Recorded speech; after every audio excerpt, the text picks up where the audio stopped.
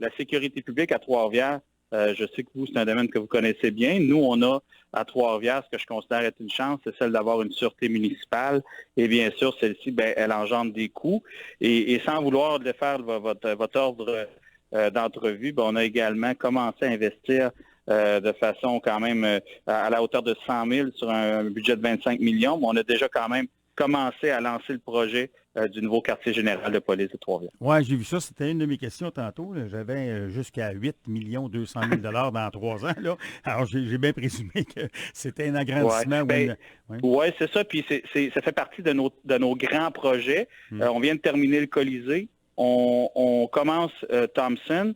Et puis par la suite, pendant qu'on va faire la salle Thompson, qui est un projet de 36 millions, 33 millions, on va travailler parallèlement à ça sur le début du quartier général. Vous savez, nous, au niveau des effectifs et des ressources, on peut difficilement faire plus d'un très grand projet à la fois. Là. Je comprends, non, effectivement, vous avez raison. Puis déjà là, c'est des projets d'envergure parce qu'on parle de 335 000 services de police là, pour l'investissement. Après ça, 613 700 l'exercice financier suivant et 8 200 000. Voilà. Là, on vient à 8 millions, vous venez de voir apparaître les pépines. Oui, absolument, oui. On a grandi. Mais c'est sûr, puis votre service de police, les gens se demandent parfois pourquoi des grandes villes comme Drummondville, Saint-Hyacinthe, etc., Shawinigan, depuis plusieurs années, là, ont la Sûreté du Québec plutôt de la police municipale. Vous avez un service de police municipale et il faut le conserver.